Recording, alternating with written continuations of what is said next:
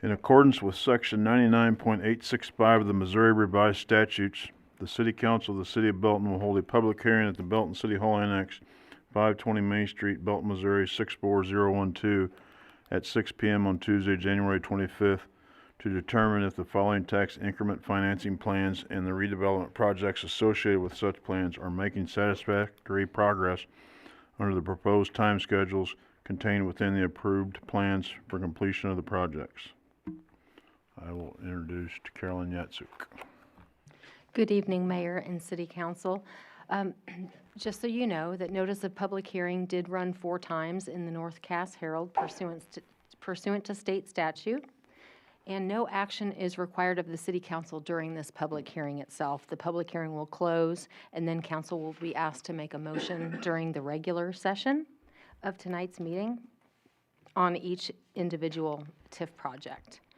The City of Belton has 4 active TIFs, and I plan to go over each one of them very briefly. And please feel free to ask any questions that you have as I go along.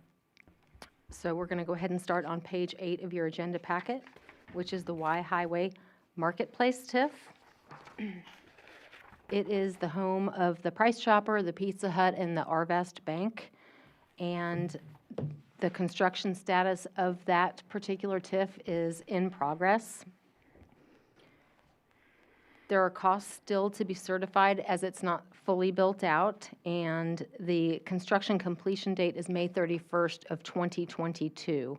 As you will recall, this particular TIF was, or property was purchased by Christie Development, and he will be appearing before City Council prior to May 31st of this year to request an extension.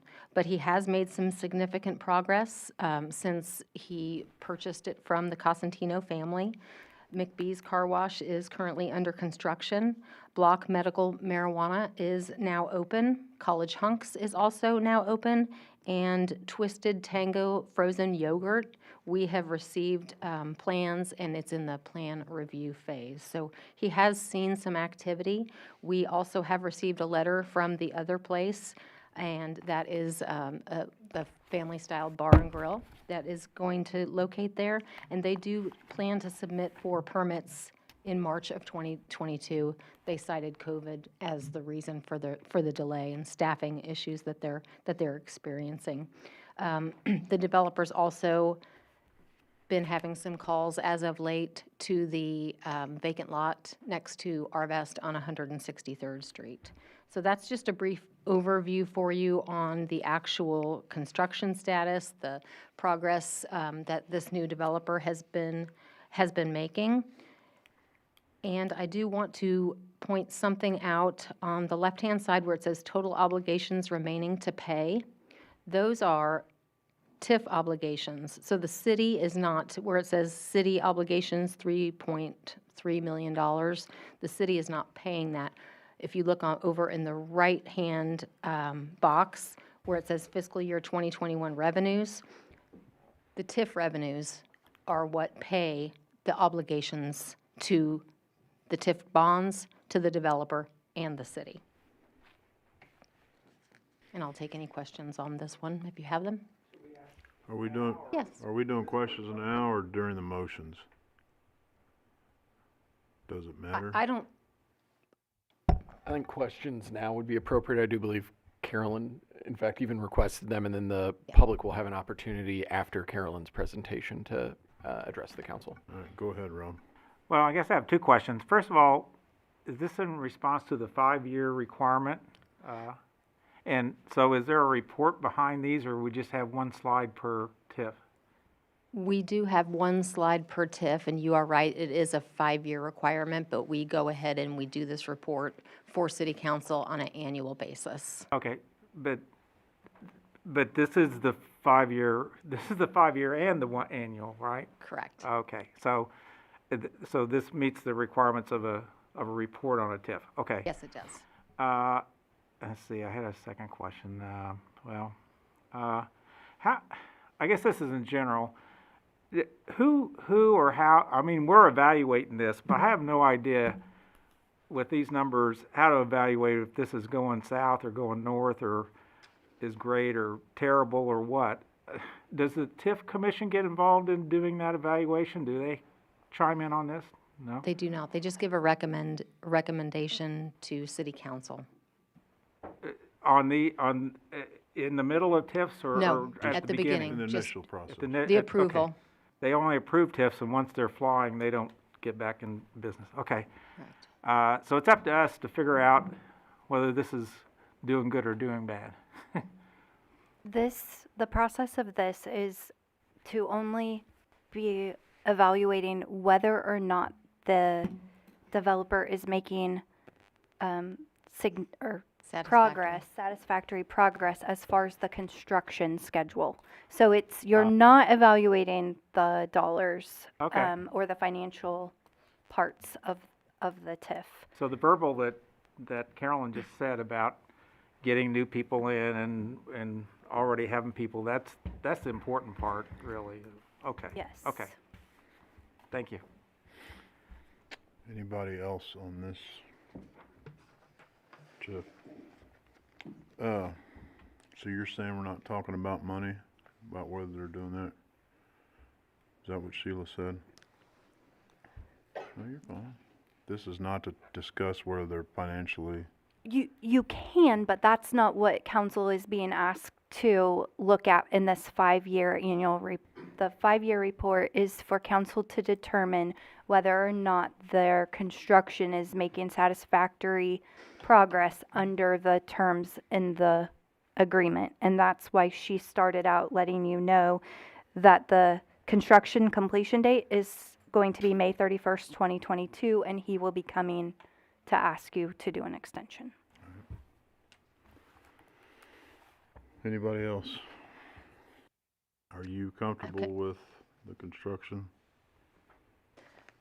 Knowing that he's going to be coming before city council, probably sometime in April, yes, and I'm satisfied with the progress that he has made since the purchase. All right. All right, I'll move on. Oh, I'm sorry, one other question, and since we're on this particular TIF, since we're also looking at the budget, in here, there's no line items on the first page about this particular TIF, but in the very back page, there is. So I don't know, maybe this isn't an appropriate time to ask, but how does this fit in with our budget? I mean, you said we don't owe that amount of money, but that's the money passing through that we have, that's going to pay off the TIF, and I'm not sure how, maybe I can ask it during the budget session, but I don't know how that works in with the numbers that are in this book. and I'll let Sheila answer all of Okay, those okay. types of questions. So for the first box in the packet where it says total obligations remaining to pay, the city amount there, the $3.3 million, that is the amount that the TIF owes the city to repay us for the improvement and widening of 163rd Street. Okay, That the city invested quite a bit of money to do that, and this TIF will repay us. okay, This is included, it's Fund 243 in your budget. So it's included on the first page where it says, like a summary of all funds. Yep. And then there's also a tab, a special revenue fund. It says 243, Y Highway Marketplace. There's a tab, and that is also included in your budget book. okay, So what happens is revenues that are generated in that tax increment financing area, sales taxes and pilots, payments in lieu of taxes for property taxes, those are revenues that are being paid from the different taxing jurisdictions, the Okay. city being one. They are new revenues that didn't exist before these businesses came into right, place. right, okay. So those revenues, as they're generated, they get deposited into their special revenue fund. Uh-huh, And then all of that money that is being accumulated from the city, the county, the other taxing jurisdictions that are paying pilots, yeah, that money all gets then paid either to the developer, or if the developer has already been fully reimbursed because the city issued TIF bonds, those funds are going to pay the bonds. Or if the city is also getting funds back, part of it will come to the city to pay us back for our obligations that are in this first box on your Right. sheet. So basically the TIF is being like the revenues in are then, they're restricted to be only used for these developer obligations. And then, so revenues in equal revenues out. Okay. Does that make sense? Yes. And then, once all these obligations are paid off, Uh-huh. the city council dissolves the TIF, and then all the taxing jurisdictions get to keep all the additional revenue that are being generated because of this TIF. Okay. So my specific question is on page 1 by Belton Marketplace TIF, there's dashes all the way across the board, which shows to me there's nothing. That was a different TIF that has been paid off. The one that this one is down to, so that was Fund 240. Oh, I'm sorry. And I'm this one sorry. is Fund 243. So this one's Y Highway Marketplace TIF. Okay, and then the final question is, on page 107 of your budget, Y Highway Marketplace is the only one that's listed under our debt obligation, or our debt service. Is that? Yes, so Cedar Tree TIF is a pay-as-you-go TIF, so no TIF bonds were issued. Y Belton Plaza, that's also pay-as-you-go, so, and Southtown Plaza as well. So Y Highway Marketplace is the only TIF that we have currently that the city issued any TIF bonds Great, on. okay, now I understand, thanks a lot. Sure. Back to you. Okay, excuse me. Moving on to Southtown Plaza TIF, which is the Menards TIF. So they actually had requested an amendment back in June of 2021. And Area 2, the Menards outlots, the construction obviously has still not started yet. The current TIF contract has their construction completion date of May 31st, 2022. So there will be a representative from Menards coming before City Council for a work session on April 12th, and his name is Thomas O'Neill from Menards, and they will be requesting a TIF extension because they have not had activity in their Phase 2. As far as the Phase 3 area, which is across the street and is the corner where the Aspen Dental is, there's a second retail pad site there. All the utilities are to the site, and that construction deadline for that second pad site is May 31st of 2023. Any questions? What's your feelings on development? I personally invited Tom O'Neill to come before City Council to make the presentation to council because I do feel like there's a lot of activity going on, not only in Belton, but Cass County and surrounding areas. So I'm personally not satisfied. Okay.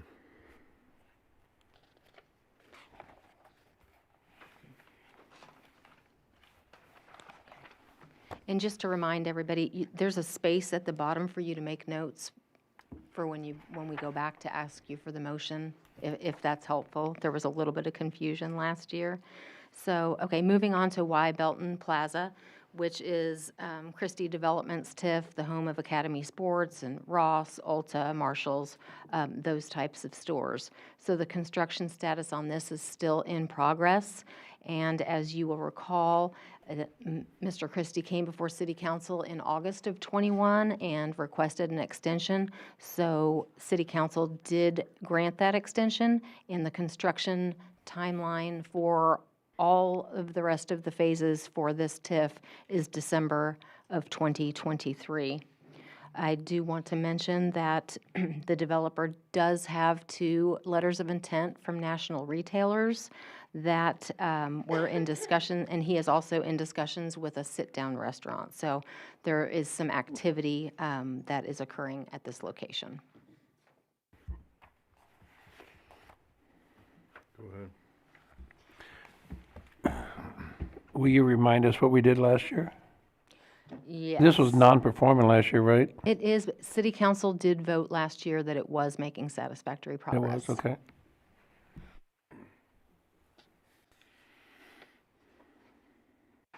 Anybody? Go ahead. Okay. And the last TIF before you tonight is Cedar Tree TIF, and that is where Planet Fitness is and Five Guys. So the construction status of this is complete, and the estimated payoff is fiscal year 2036.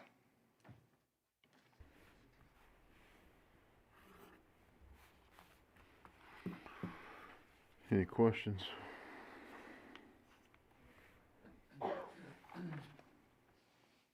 What's your thoughts on this one? I have spoken with the owners of this development, and they are experiencing, just like everybody else, problems related to COVID. Specifically, the junior box store, they are having some difficulty with. I wish the junior box store would, I wish they would have a tenant. Obviously, I think we all do. But I think that mathematically, this one is okay, and the city does not have any obligations that are to be paid. They're all being paid to the developer. Question, that potential future development in that blue block, is that included in the TIF? It or is that not, separate? it is not included in the TIF.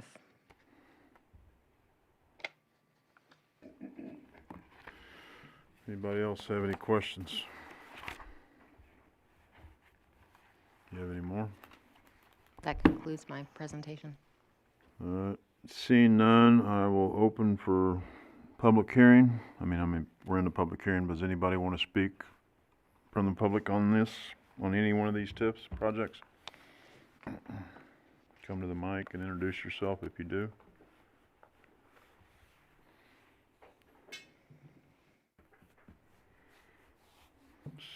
Seeing none, I will close the public hearing. Call regular meeting to order. Pledge of Allegiance, Councilmember Kraft.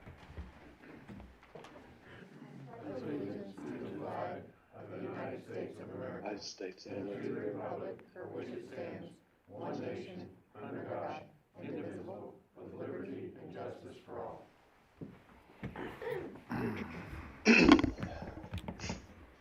Roll call, please. Mayor Larkey, Here. Councilmember Powell, Here? Councilmember Trutzel, Here. Councilmember Kraft, Here. Councilmember Clark, Here. Councilmember Goff, Councilmember Lawson, Here. Councilmember Peak. Here. We have a quorum. Regular agenda. A motion approving both readings of Bill 2022-04. An ordinance appointing Brett White to fill the unexpired term of Tim Savage, Ward 4 City Council Member. Present. Second. We have a motion and a second. Any discussion? Seeing none, all in favor? Aye. Any opposed? Motion carries. Move for second reading. We have a motion and a second for a second reading. Any discussion on the second reading? Seeing none, all in favor? Aye. Aye. Any opposed? Motion carries.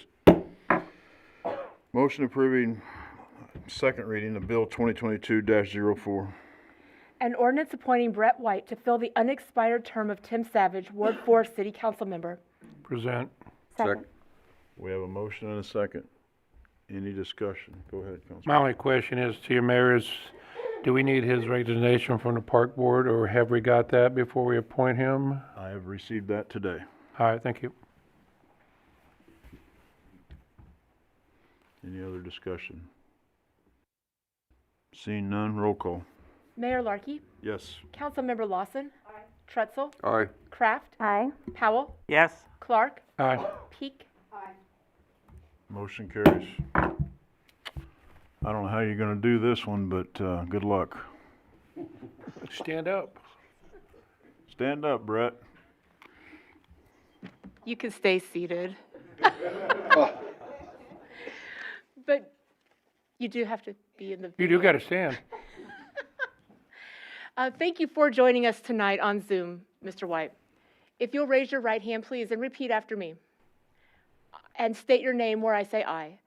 I Brett White, do solemnly swear do solemnly swear that I will support the Constitution of the United States, that I will support the Constitution of the United States, the Constitution of the State of Missouri, the Constitution of the State of Missouri, all the laws of this state affecting constitutional charter cities, all the laws of the state affecting constitutional chartered cities, and the charter and ordinances of the City of Belton, and the charter and ordinances of the City of Belton, and that I will faithfully, honestly, and impartially discharge my duties as council member during my continuance therein, I will faithfully, honestly, and impartially discharge my duties as city councilman during my continuance therein, and faithfully demean myself in the office to which I have been appointed, so help me God. and faithfully demean myself in the office to which I have been appointed to, so God help me. Thank you. So help me God. Congratulations. Congratulations. Thank you.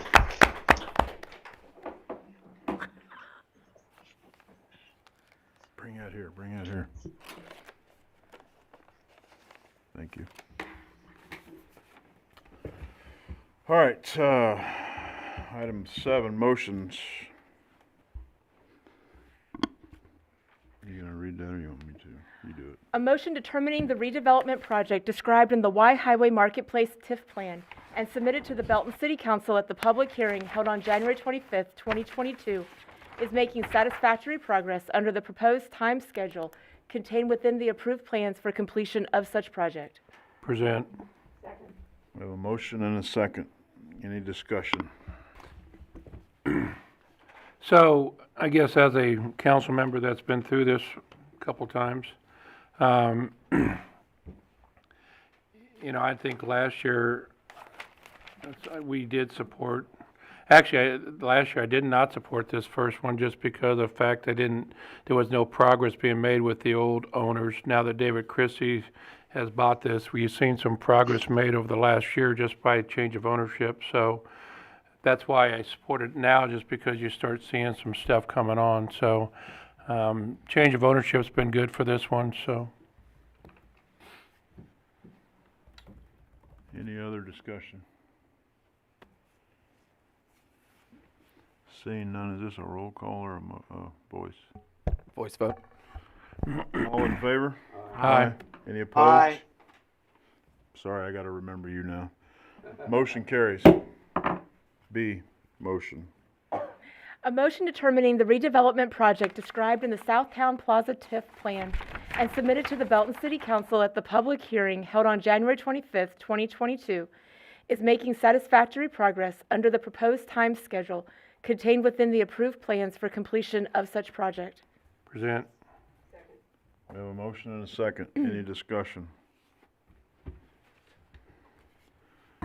I'm inclined to support Economic Development Carolyn Yatzek and her request that this is not meeting the timeline, so.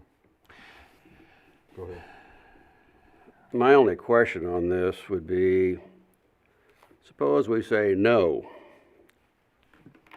Where does that put us? I'm not so sure that this is a major problem, because you send to a major taxing entity, we're not going to support you. So are we saying we're going to kick you out of town? What are we doing here? So what this motion does tonight, if one of these TIFs is determined to be not making satisfactory progress, we would pull the development agreement, we would note the deficiencies, look at the timeline, and then bring it back before council for council's determination. However, it is coming back before council on August 12th, and Tom O'Neill will then make a presentation, and I guess to your point, the city is owed the city does have obligations out there to the tune of $4.6+ million. So that's something to definitely keep in mind when they come back for the extension. Do you think we're going to be able to force them to do that? Force them to do, To pay that obligation, even though they're not making satisfactory progress? no, I do think that in conversations that I've had with Menards, I do think a fire has been lit. There are new signs up. And that's one of the things that Tom is going to do when he comes and talks to council on August 12th, is talk about his attempts and endeavors to fill these pad sites. Well, we talked about before that we thought their price for their lots was probably overhyped. The one that were at Independence has got all kinds of outbuildings on the outside there. I'm disappointed. I'm not sure exactly what we can force them to do and what we can't force them to do. That's my problem. Yeah, I definitely understand what you're saying, and I don't know the right answer either, but if we just continue to allow them to progress without any improvement, you know, that's the issue I have. But if they're gonna come back in April and present something, I think we can wait till then, or look at this next year, give them till next year to try to start something. So, go ahead. I guess when I look at these, I'm disappointed, and Carolyn and I have talked about this over the last 3 years I've been here, is not seeing any progress on the outlots, but I also look at the dollars coming in, and is it going to pay off the TIF that is allotted? And I think, I say yes over the next, I think it has 11 years to maturity, and if you take what they're currently bringing in and take it, it's going to pay off. But definitely you see, me personally would like to see Menards do something with that big lot and try to fulfill it like they are doing in other places. And can we force them? I don't know, but they are getting some stuff outside. I don't know if they need another developer coming in to help them sell that or what. But yeah, I think financially they're good. I just think I'd like for them to be pushed a little bit more to finish their project. I guess I have a question. Go ahead. Am I reading this right? But it looks to me like this is one of the ones that has the biggest increase from original assessed valuation to current valuation and then the other TIFs we're talking about. So isn't that a plus? I mean, that means that eventually, if everything went away now, we get a lot more tax money off of that than we did 6 years ago or whenever it started. No, exactly. My only thought was, do we need to do something to start them to get them going Yeah. again? Yeah. That was my only concern. I think you're right, and Dave's right too. If they're coming back, and Carolyn too, if they're coming back, we gave a similar reprieve to Mr. Christie, because he'd just taken that over, and of course this isn't a change of ownership, but still let them come in and explain everything they're trying to do within the next year. Brett, if you need to speak, or if you got something to say, go ahead and say it, and I will, because I'm not keeping an eye on you 100%, so go ahead if you have something to say. Okay. It sounds like that they have an understanding that we're not completely satisfied, and that's why they're coming. And so I am for letting them come, and then we can revisit this next year and really put pressure on them at that meeting when they show up. Any other discussion? Seeing none, all in favor? Aye. Any opposed? Motion carries. Motion C. A motion determining the redevelopment project described in the Belton Plaza TIF plan and submitted to the Belton City Council at the public hearing held on January 25th, 2022, is making satisfactory progress under the proposed time schedule contained within the approved plans for completion of such project. Present. We have a motion and a second. Any discussion? Go ahead. Again, last year I voted no on this project because it just, when I look at the dollar figures, I don't feel like the dollar figures in the next 9 years are gonna pay it off without more progress being made with the actual development. I know Carolyn has gave us some good news today that he supposedly has 2 national chains and a sit-down restaurant. But until we have some type of letter of intent that we get, I don't know how we keep approving this, because I know last year the city council went ahead and approved it, and that's fine if you guys want to do it, but I think until the dollar figures can pay off that in the next 9 years, I just have a hard time supporting it. That's me personally. I kind of understand exactly what you're saying. I mean, we extended them to 2023. So, I mean, I guess I can see both sides of that, so.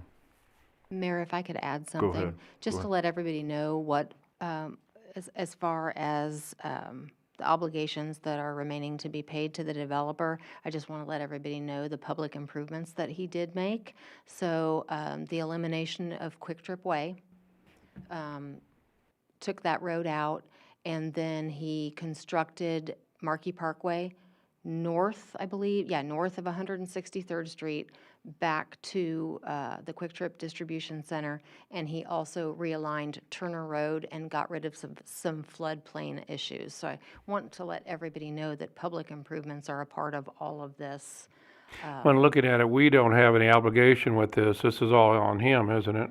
Correct, and that is why I wanted to mention the public improvements that he did do for the city of Belton through this project. A question. It says that he has till December 18 of 2030. If this 21 million isn't paid off by then, what happens to the balance of that? I think it says 2023. It's 2030. 2030 is what, and 20 12, I'm 2030 is the sorry. end of I'm sorry. the Yes. 23-year max. Correct. What happens if that 21 million isn't paid off? Then the developer does not. he The TIF loses, right? The TIF collapses and the developer will not get repaid. Okay. Any other discussion? Mayor, I'm gonna change my stance. I mean, the city doesn't have any financial interest in this, but yeah, I still think it needs to get some progress going for this TIF to pay off, but we don't have a financial interest in it, so. Anybody else? Seeing none? All in favor? Aye. Any opposed? Aye. Any opposed? Motion carries. Motion D. A motion determining the redevelopment project described in the Cedar Tree TIF plan and submitted to the Belton City Council at the public hearing held on January 25th, 2022, is making satisfactory progress under the proposed time schedule contained within the approved plans for completion of such project. Present. We have a motion and a second. Any discussion? Any more on this, Carolyn? They only have one empty building out there, I believe, right? Yeah, The And they two- always have a pop-up there in a Halloween time, and Correct. at one time they had an outbuilding going next to Subway. Is there any talk with them filling out like they talked about a couple years ago, or is that?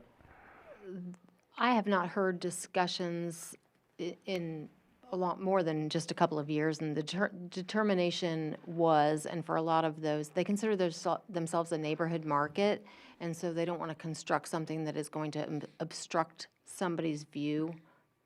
And so at the last conversation that I had with them about that, there was no plan. But I'm happy to reach out and ask if they've changed their mind. Okay, thank you. Anybody else? Seeing none? All in favor? Aye. Aye. Any opposed? Aye. Are you yes or no? Easy as. Yeah. Motion carries. A 3-second delay. Yeah, I know, I gotta get used to that. All right, we're adjourning So if I, Go ahead. so is the delay from, after I say something, 3 seconds for you to hear it? Yes. Okay, I'll be quicker then. All right, we're adjourning the regular meeting, and I'm calling work session to order. Items for review and discussion. A, High Blue equipment lease. Good evening, Mayor and Council. We have prepared it's a 48-month lease to purchase an entire brand-new line of strength equipment. It's replacing the original equipment that was to High Blue. So this is a non-bank qualified lease that has been approved by our bond counsel, Sid Douglas. Any questions? What are you doing with the old stuff? Are you selling it at like Mayo Auto Auction, or you guys, is it trade-in, or how do you get rid of it? We're going to go through a bid process, basically listing it for auction through our own managed service. Okay. We're utilizing fitness vendors and our state association to try and get hopefully smaller communities interested in it. It's about 25 pieces of equipment. So how long was this here? Did you say original? I believe it's original. The problem is that the parts are getting very, very difficult to find for them. Is the equipment that's under the consent agenda B, there's pictures of, That's the equipment being sold. okay. Yeah.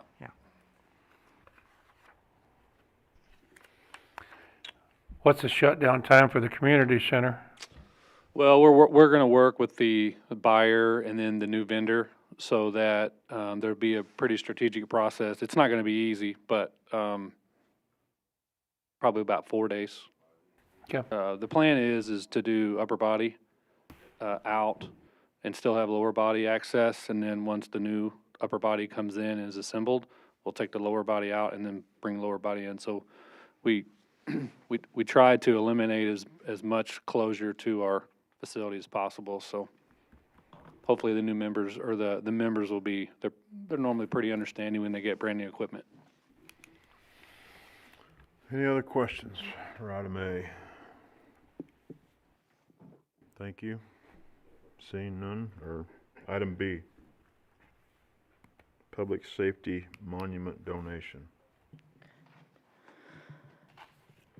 So I do serve as a city liaison on the Downtown Belton Main Street Inc. board, and I just want to let you know tonight that the board would like to donate and install a monolith, which is a tall monument, to demonstrate its appreciation to the three groups that they believe have served this community through some very tough times in the last couple of years. And those groups are police, fire, and Belton Regional Medical Center. The locations that pertain to the city are Fire Station Number 1 right here on Main Street, and also the Belton Police Station on 163rd Street. And of course, Main Street organization is dealing with Todd Crass for the monument that they plan to erect at the hospital. So just to let you know, the monoliths are identical to the ones at Smoot Peace Park. They're the tall, skinny ones. And Gary Mallory, who's the president of Downtown Belton Main Street, has met with both chiefs for police and fire, and he has a permit application that he will be submitting. So this item is going to be coming before City Council, because City Council will need to accept the donation, and that will be on the next agenda. Any questions? Are you two okay with this? Yes. Yes. Man, a lot of words. All right, seeing no more. Item C, Centos agreement. At the next council meeting, you'll be seeing an agreement between the city and Cintas. They're the uniform company, but they also supply other things to us, such as the mats when you come in the doorway. They supply everything from soap in the bathrooms to toilet paper to they do sprinkler checks, and they do other items like that. And so they provide us uniform parts too. And so we were under a 5-year contract. That contract has ended this month. This will extend the contract for 3 more months using them as our provider. So that contract will be coming next meeting to you. Any questions? Go ahead. 3 more years. I'm I sorry was if I said gonna- months. I thought, wait a minute, are we done this for 3 Yeah, months? Okay. sorry. You're fine. No, you're fine. Good catch. Good catch. Anybody else? Seeing none, item D, Pitney Bowes postage meter. Currently, the city has a Pitney Bowes postage meter. It's at City Hall, and we run it, all of the mail from City Hall and the annex through that postage meter. It is having issues and is no longer under the maintenance contract. So we are currently getting pricing information and will be bringing an agreement after we find the best cost to council at the next meeting. Any questions? Seeing none, you're up. Okay. Fiscal year 23 budget. Yes. So tonight, what we're going to be doing is we're going to be going over the general fund, the public safety sales tax fund, and the general capital fund. The general fund is the largest fund in the city. We have a lot of different departments. Any department that doesn't have its own funding source is found in the general fund. And what I'm planning on doing is just going over with you guys really the changes. Please feel free to interrupt me and ask any questions, but there are a lot of pages, and so what I have done is I've went through and looked at all of the big changes and the highlights from prior years to let you guys know. So we're not going to necessarily be going line by line, but I do want to point out some. Are you running this? Can you make that bigger? Not that we can't see it here, but Yeah, and so I'm just going to start with the general fund summary tab. If you have your budget book with you, it's on page 2, and it's the tab that's general fund summary. And so I just want to kind of point out what I'm looking at tonight is what I do is I look at our fiscal year 2022 amended budget, and I'm comparing that to the fiscal year 2023 proposed budget. The department estimate column is basically a snapshot when 6 months into the year, when we started our budget process. We are trying to project with a more accurate view of where we're going to end the year. But really, so many things could depend on that, especially as far as the expenditures amount, because we have vacant positions or we might have had payouts. So to get a good, clear picture and to really see a comparison, I like to look at the amended budget column versus the proposed budget column. And so that's really what I'm going to be focusing on tonight. But if you guys have any questions about one of the other columns, please feel free to interrupt me. So for total current revenues, if you take a look here and you compare 2022 to next fiscal year, we have an increase of $1.7 million of revenues. And that's a pretty significant increase to our general fund budget, more significant than usual. And really, that is almost entirely due to sales taxes. $1.5 million is because of tax revenue, and then the other $200,000 is transfers. So, and then if you look at expenditures, if you compare our expenditures increased when you compare to the amended budget to next year, $697,720. So almost $700,000. That, and we're going to go into more detail, but I feel like that's a little bit misleading because almost $1.5 million is salary and benefit increases. And then we had about $790,000 of decreases in non-personnel expenses. And then if you look at our capital outlay, the increase in capital outlay for this year's budget is $824,000 approximately. One of the things that I'm always looking at is our current revenues. So not looking at cash carryover.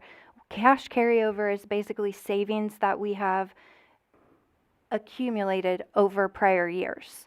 And so once we spend that cash carryover amount, it's gone. We're not going to be regenerating additional revenues. So what I like to look at is I want to make sure that our current revenues that are going to come in and should be continuing to come in year after year, that those are covering our operating expenses. So all the expenses that don't include our capital outlay. And so I do a little calculation, and I want to show you guys this. So I take the total current revenues, and that is this number here. And is this big enough? Can you see that? Everybody? Okay. Make it a little bigger. Okay, let me do that, because I feel like this is really important information.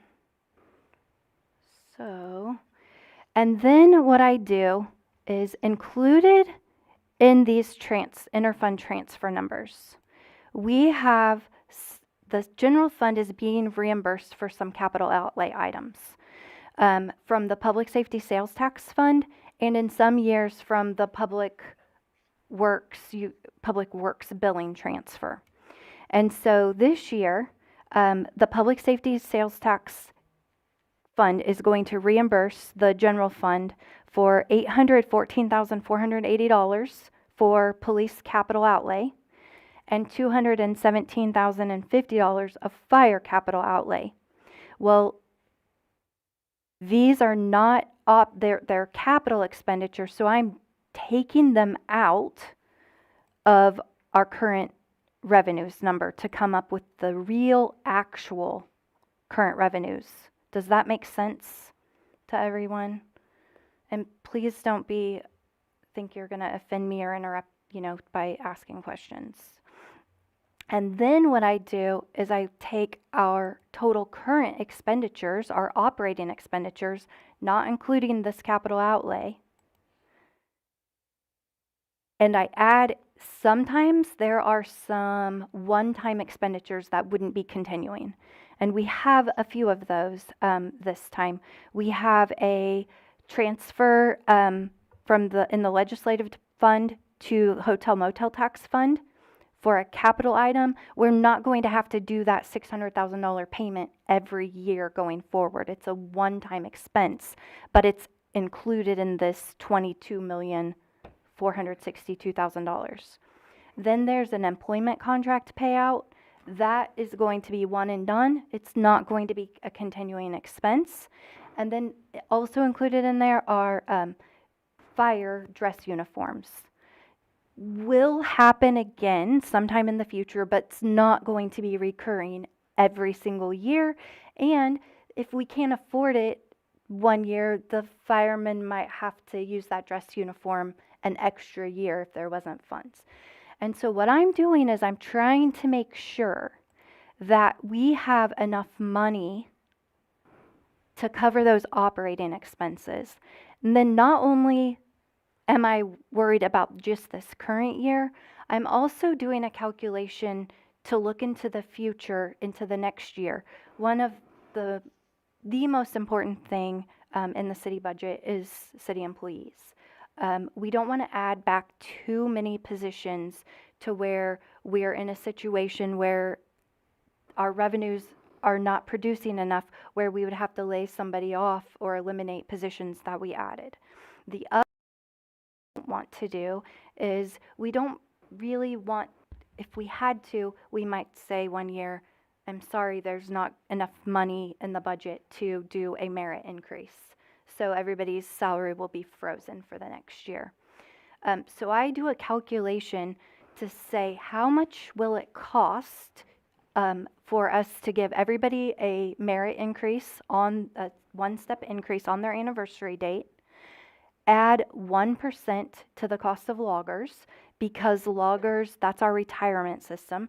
Loggers by state law, even if the calculation that they do says that we need to increase our premiums by 5% or our contribution by 5%, by state law, it can't increase more than 1% in any single year. And then I also am adding 10% to the amount that the city is paying for health insurance premiums. So I do a little calculation and I try to make sure that our excess is going to be close to being able to cover those expenses in the following year, if that makes sense. And I am doing that basically trying to reassure our current employees that it's very important to continue taking care of them in future years and hope that they have confidence and aren't looking for a new job because they would have a fear of that, if that makes sense. Also on this page, probably to point out that the city council has an ordinance that requires that the general fund keep a minimum fund balance at the end of the year of 15%, and that has been met, and that ordinance is being followed with this proposed budget. Any questions about any of that? Okay. Quick, can we at some point get a copy of what you just did? Sure. Yes. Okay. Thank you. Okay. So let's just talk about revenues. So revenues are in the general fund revenues tab if you want to look in your budget book, pages 4 through 6. And I'm just going to kind of hit through some highlights. So the big changes in this year's revenues, sales tax they're projected to increase almost $1.5 million. $1 million of that is due to Chewy. When's the assessment done again? It's every 2 years. Is that this year or is that last? It is every 2 years and it just happened, so. We won't see that until next year? I believe the next reassessment year is 2023. Yeah. So the following year we'll see it in the following year's budget. But even if we have a higher assessed valuation because of the hand talk, we just roll back our levy and we get a little bit of increase, but not anything major, correct? Correct, but we do get to increase for new construction. Good. And we have a lot of it coming up that you will end up seeing in the following year's budget, with especially the new apartments, Center 301. And so really hoping that makes an impact the following year to our budgeted revenues. And then also personal property from the tenants of the Encore and Center 301. Okay, and so you can see property tax revenues are expected to increase just a little tiny bit. And then building permit revenue, it is going to decrease by about $38,000. It's really going to decrease a lot more than that. We have a lot, if you look in our department estimate column, our building permit revenue is through the roof because of all the building fee permits that have come in for the apartments and then other houses. But that will not be continuing into the next year. So we just had really high revenues this year. Still reasonable revenues and projected for next year. Also, our intergovernmental grant revenue, there are a few changes. Overall a $110,000 decrease. Really that is mostly due to ARPA. The general fund sees some ARPA revenue because of the supplemental pay that council approved. Then ambulance revenues and TIF admin fees under charges for services, those are $150,000 increase is projected for ambulance revenues and a $13,000 increase in TIF admin fees. And then under public safety fees, there is Mount Pleasant Fire District. We have a projection that they will end up owing under the contract an additional $37,000. And then also vehicle servicing revenue, that has been increased. That is actually the city garage does that work. They got some additional equipment and they've made some billing changes, and that is increasing the revenue that they are, well, the work that they are doing for different city funds. And so that in turn will increase the amount that the departments pay them back for the parts and supplies. And our fine revenue projected to be down by about $110,000. That's the trend, and it continues to decrease year after year. And then, let's see, if you look at interfund transfers, the biggest amount is from the public safety sales tax transfer reimbursing, and that is really because of salary and benefit changes in this year's budget. The public safety sales tax reimburses the general fund for local 42 members' salaries and FOP salaries that were above the base the year that the public safety sales tax was approved by voters. So that is the information I have about general fund revenues. I don't know if you guys have any questions about that. Any questions on the revenues? Okay. I'm not quite sure. I'm just going to go back to this general fund summary for maybe a second to kind of talk about personnel and non-personnel expenditure changes in,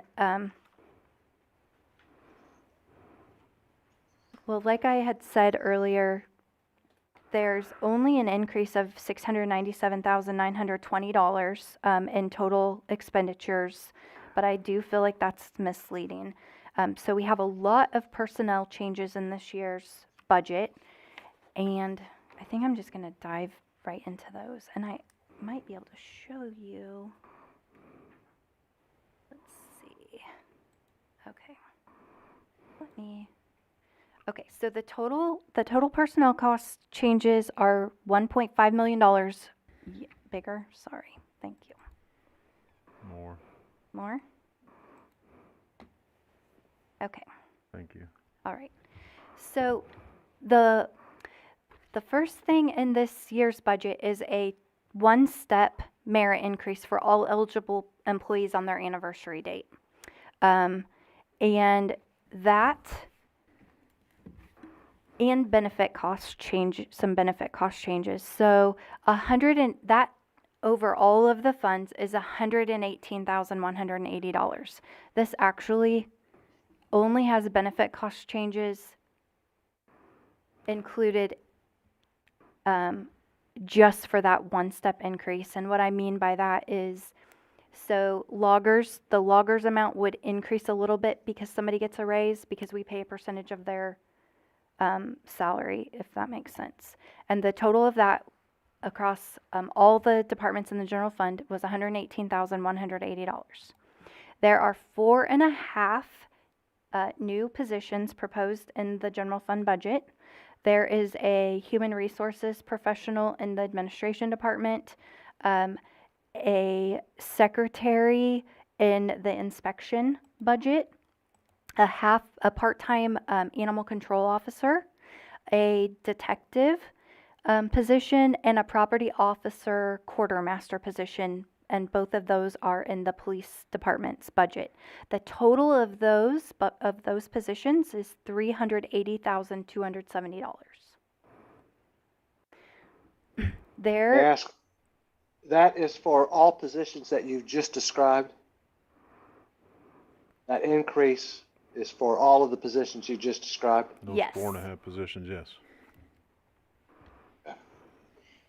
then there's a contractual payout in the personnel line items, and that's $123,090. That point almost $5 million. There are benefit cost changes, overtime, and turnover costs. So, and those total $272,190. So, if you will remember, the city is paying an additional amount for employee health insurance. There are also our loggers rate, instead of increasing this year, it actually decreased. We have 3 loggers rates, one for police, one for fire, and one for general employees, and all 3 of those rates decreased. That's a good thing. It is a great thing. And then additionally, there are just situations where an employee leaves and then we replace them with an employee that makes a different amount, sometimes higher, sometimes lower, but that $272,190 is due because I compared it to last year's and this year's. So it's all kind of wrapped up in there, and it might be because we have a different person in a position, if that makes sense. Then we have some reorganized positions in the general fund budget, and the total cost of those reorganized positions is $125,520, and I have them detailed out here. In administration, there is a proposed change of the receptionist to a higher graded position that would be able to do more to support staff, and that costs $7,600. And when we were doing our study and the questions from PSC, Personnel Service Consultants, who does our salary plan, they were reviewing our job descriptions, and we have had an IT assistant. Well, the IT assistant was part-time. Last year, council changed that position to full-time, and now that person is now doing all of the same duties as the IT technician. And so, in order to change the IT assistant position, which is now doing the same duties as the IT technician position, to correct that, the cost of that would be $9,490, if that makes sense. Then there is, in the inspection department, building inspector, we currently have nobody in the city that is qualified or meets the requirements to be a senior building inspector. But council does have that position slotted.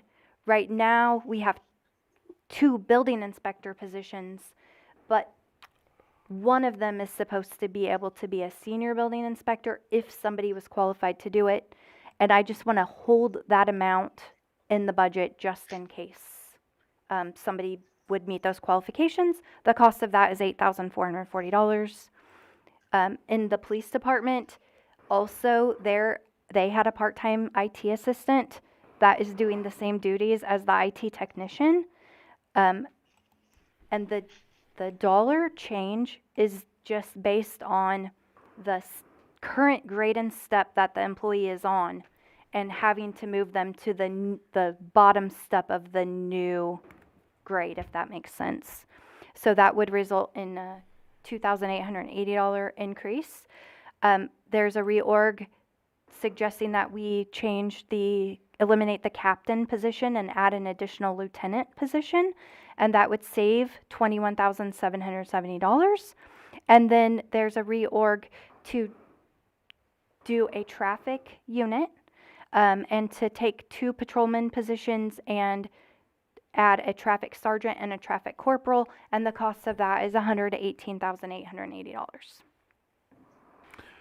I guess when you talk about adding traffic, are we just taking individuals, or are we actually adding new police officers? We wouldn't be adding new police officers. There is an increase of 2 in the police department budget, but not these changes. It would be to add a detective position and a property. I guess I'm trying to figure out, taking someone from a corporal and making them a sergeant, and taking someone from a police officer to a corporal. How's that? It seemed like $118,000 seems like a lot of money. Well, Because you're taking them from, let's say, a 40 as a police officer to a 45 as a corporal, and that 45 as a corporal going to a 53 as a sergeant. I'm just trying to figure out, without going through the budget item here, or unless we're adding more police officers here, that, Would that be adding to for those two it's positions? it's not adding. It's just the. because we're already paying them something, we're just gonna give them a higher pay grade because they're going into a leadership position. Yeah, I calculated it yesterday. I just don't have my work with me tonight, but I can Okay. either Let's bring see. it the next time, or I can. Is this the time that we question the police chief on why he doesn't want a captain, or is that sometime we do that later? Sure. I mean, now's. I mean, I guess as an individual, I think the police chief needs a captain to help him underneath, but that's just understanding the hierarchy of the police department moving forward. Yeah, well, when I was looking at the position, the way the organization is outlaid right now, that position had been vacated prior to me becoming police chief. And so in the working without that position has been actually pretty hands-on for me. And I've been able to, basically learn the entire way everything flows in the police department. And it's my opinion that a flatter organization for this city would be more efficient in the long run.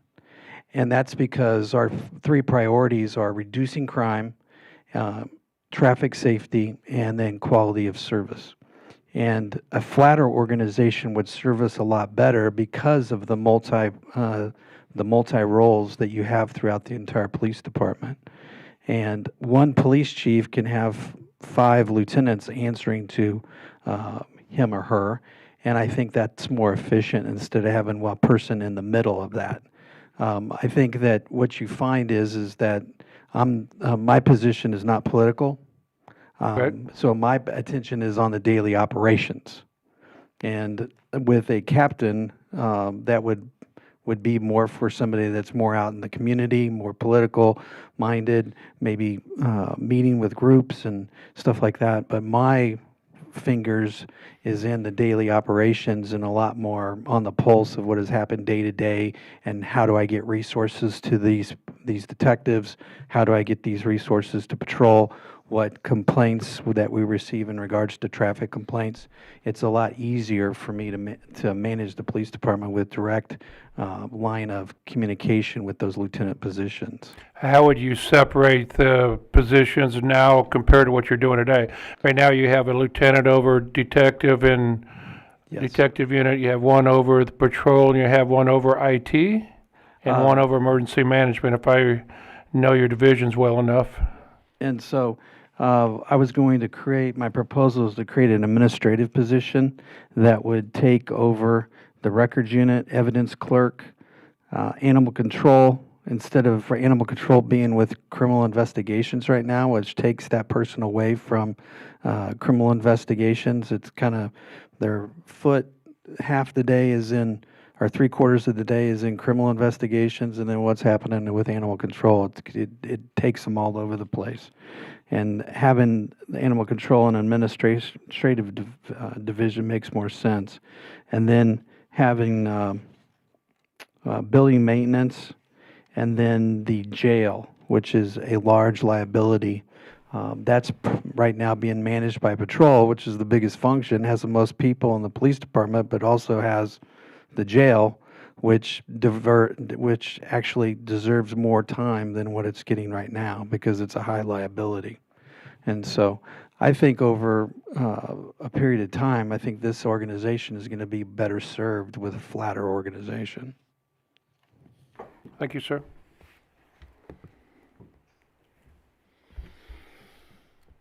Okay, and then lastly, there are 64 position grade changes in this budget. Only 10 positions, actually, their grade changes, only 10 of them result in salary dollars. And the total of those 10 grade change positions is $469,530. I'm just going to tell you the majority of that is in the changes in the fire department with the $261,890, and then the $163,000 because of the number of employees in those grade change positions, dispatchers and patrol officers. Then you have in the jail, and then a little bit in the municipal court and in the finance department with the clerks, the entry-level positions. And all of those are the salaries because of the salary study and what is happening in the market, where you now have Hobby Lobby who's hiring at $18 an hour. You have Target who's hiring at $15 an hour. We're trying to retain our staff and get those beginning positions, beginning lowest positions in the organization to come up to a higher level. Explain the 10, I guess you got 64 up there, and then you said only 10 of them are seeing any. Yes, so the 10 are these deputy court clerks. The deputy court clerk position in the municipal court, that's 1. UB clerk in the finance department, that's 2. Account clerk, 3. AP payroll clerk, 4. EMTs would be 5. But there's a lot of people. There's a lot of people, okay. There are All a right, lot that of makes sense people, now. yes. That makes It's sense now. just All the right. position, It's not the that number 10 of isn't positions. 10 people, it's just No. 10 positions. Okay, Yes, keep yes. going. No, you're fine. That makes sense Yes. now. Any questions about salaries and benefits? I see, you scroll back up, you got the corrections officers and you also have the jail supervisor, but I don't see anything about dispatchers. I know we added 3 last year. Oh, I'm sorry, I didn't see that. I got you. Yeah, the dispatchers. So what we tried to do is we tried looking at the positions that we're having the hardest time not turning over in recruiting, and also they're the ones that we're making under $20 an hour. With these grade changes, we will not have anyone in the city that is making under $15 an hour. And hopefully in future years, there will be more revenues that we can help raise those people that are making less money even more. And you said earlier tonight, that's your 1.5 million, your 1.488? Yes. Okay.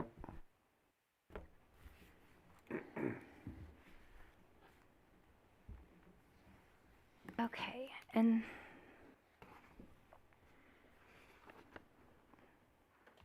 I did think about how I was going to talk about all this, but I have a lot of information, and maybe the next easiest thing to do would be to look at capital items. So if you look on pages 26 to 28 of your budget book, this is not our budget file. This is a different file that I created for tonight. And basically, I feel like it's easier to look at and concentrate just on the things that are being proposed to be funded, the capital items that are being funded. If you look in your budget book, it has what was funded last year and this year. So there are there's quite a bit of capital. Oh my. Total, okay, $3.5 million of capital. And some of the things are senior center building improvements, senior center parking lot improvements, and then the InterGov software. This is just a portion of it. There was $700,000 in the fiscal year 2022 budget and an additional $700,000 in the fiscal year 2023 budget. So I almost think that's a little bit misleading because the total cost is $1.4 million. And so I definitely want to point that out to you guys. There's a server upgrade in this proposed budget. There are additional items for the garage, the city garage, a floor cleaner and heavy truck lifts. And then in the fire department, there's almost $1.5 million of total capital improvements, $120,400 of building improvements, $215,000 of equipment, and $1.1 million of vehicles. That vehicle replacement plan, is that just normal fire apparatus, or is that? Just there was money in the budget. The fund balance would have been a little bit over the 15%. We know that we're going to have future engines in the future. They're much more expensive, and since there was money in this year's budget, we just put the $165,000 in there to start saving towards the future year's purchase, if that makes sense. Well, the other thing I learned a couple of years ago, these ambulances, it says 306,000. Is that a remount or is that a brand new ambulance? 306 would be for a brand new ambulance. That's one? That's one. They've gone up that much. Yeah. Wow. So, well, that includes, for that one, since it would be a brand new one, includes a new loading unit for the stretchers and the stretcher as well. So that adds Well, that to gives it. us- They are going up quick. We still plan on doing some refurbs. We're just getting through our first two, and they seem to be doing well. So we think we can do that 2 or 3 times per ambulance. And so that's about, well, almost half the cost. So would that put us 4 in service, or we still have 3 in service? We own 4 right now. I've been having trouble still keeping them in service. That's the biggest problem that we're having, and that it's not uncommon to have 2 of them down. I just had that last week. Just ongoing Ford problems. We hope to combat that with getting rid of diesels the next time. We're going to try out a gasoline, but we currently have 4, and the idea is actually still trying to decide, do I keep a 5th one? Because we can staff 3 now with the additional firefighters that you guys approved last year. When we have 14 of our people here, we can run 3 ambulances. And the idea was to have a 4th as a spare or to put into service in those times when we have major storms or incidents and things like that. Okay, thank you. Okay, and then the police department, there is almost $1.1 million of capital items for police. $452,000 of that is for equipment, and $623,000 is for vehicles. I guess my question is, it says here, I've always thought we took the admin vehicles, they always got the hand-me-down, so looks like we're trying to change our way we've been doing it. Seems like we always bought 4 new patrol cars every year, and then unfortunately detectives and lieutenants always got the hand-me-downs. Are we trying to buy new vehicles for the lieutenants now? No, those vehicles would be for detectives. And so we've gotten ahead of the game in regards to police cars. And so this year we were wanting to get ahead of the detective cars. And we have several of them that are, because they are hand-me-downs, they have more mechanical issues. And now your SWAT rescue vehicle, I mean, hopefully we never put that in play. I mean, is that something you're feeling a need nowadays? The rescue vehicle would be replacing the current Peacekeeper that the police department received many years ago from it was a National Guard grant. Okay. And that vehicle is a constant mechanical failures, and it's very small, hard to operate, and this would be an improvement in that, and it would actually be a plus for this time that we find ourselves in, especially with active shooters and those kinds of situations. All right, thank you. As another question, I was thinking, where do you put all this stuff? But I see you have 121,000 for property room shelving. Is that something because it's deteriorated, or? The property room is has undergone a lot of problems since like 2008, 2009, when the city went through some financial hardship, and they downsized areas of the police department through attrition. And that was one of the areas where there was an individual that was an evidence clerk, property officer, and retired, and they never replaced them. Those additional duties were put on a records clerk. And so since that time, there's been hardly any evidence taken out of the property room. And so it is busting at the seams, and there's better shelving that's out there to help us store evidence and meet the requirements that courts put on us in regards to those things, and separating guns in one area, which is very difficult for us right now, and drugs and money away from general evidence. And so the shelving is to address those things that are contemporary issues if we were to ever get into a situation where we got called on it.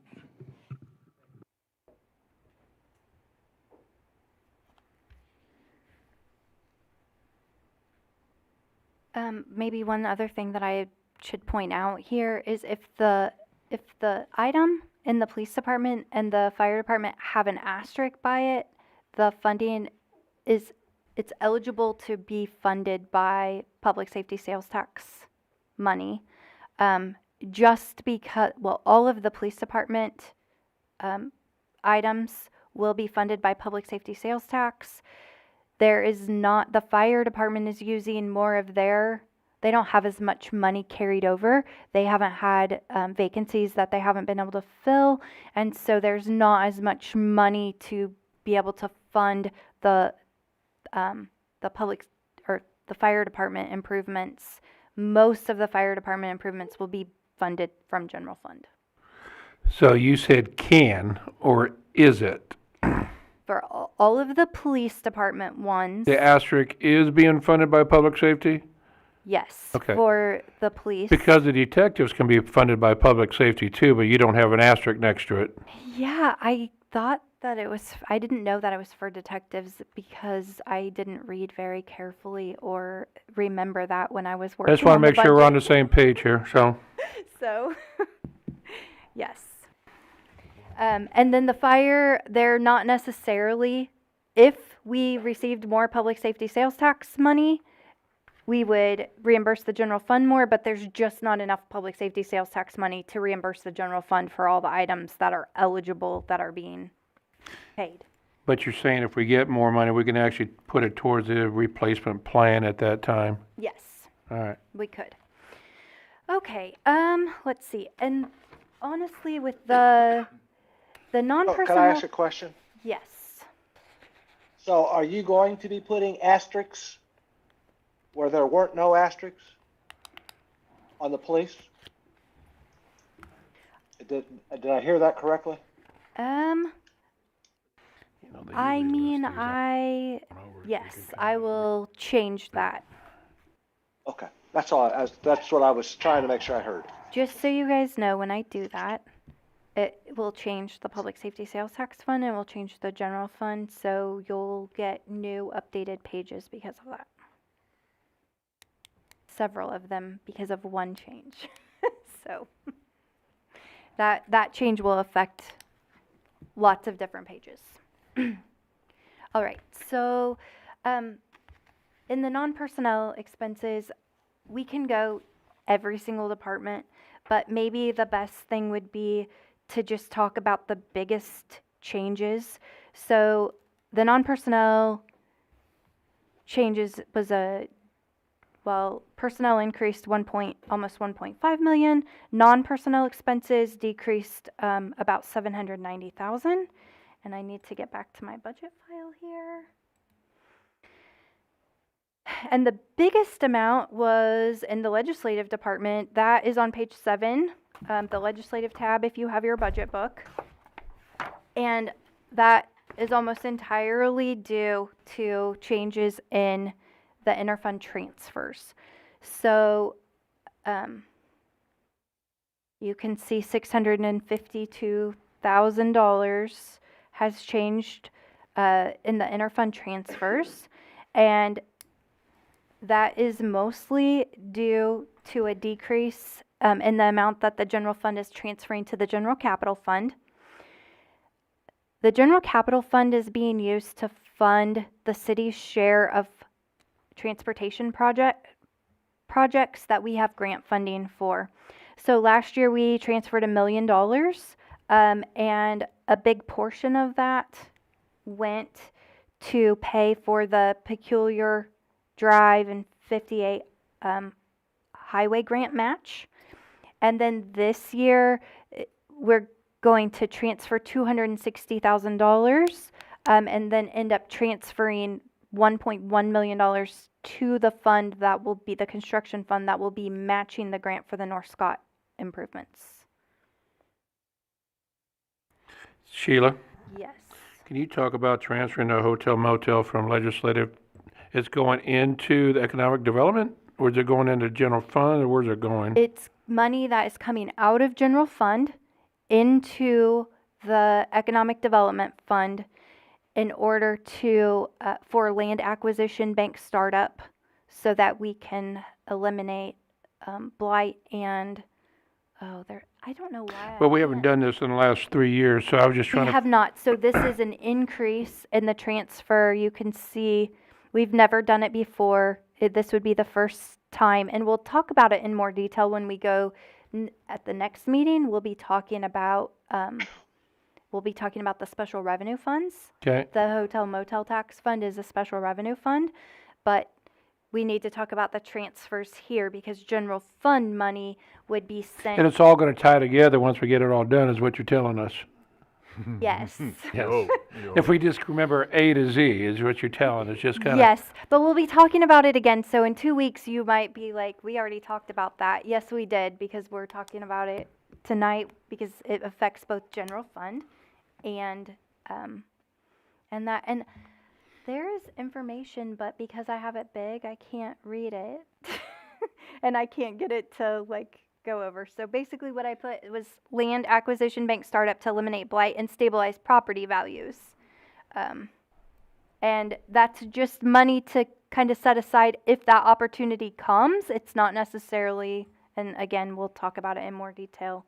And also we also last year in this current year's budget, there was a transfer to the water fund, and there's no such transfer in this year's budget.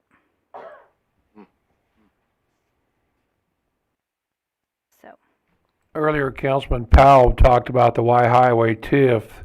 So that's transferring into that TIF? Yes, so the Y Highway Marketplace TIF is the only TIF in the city that has a shared sales tax in the contract. And so with that, there are 3 city funds where we transfer money from, and general fund is one of them, where the non-eats portion of the additional revenue that is being generated. By law, a TIF, we have to give 50% to the TIF fund. That is called EATS, Economic Activity Taxes.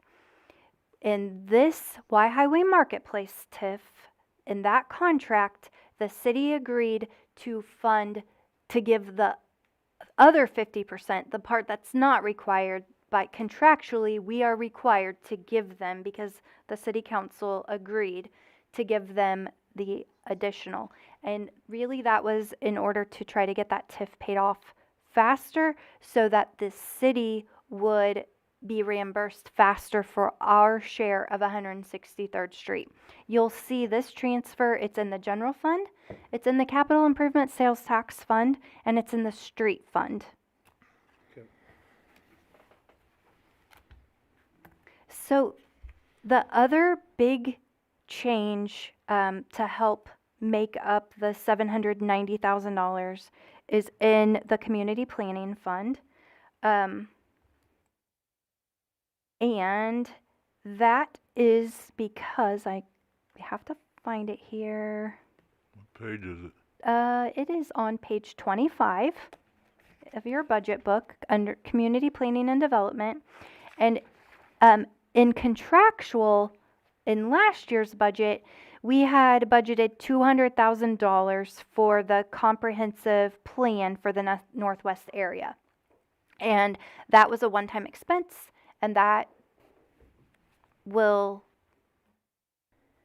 basically the budget for that line item is moved back.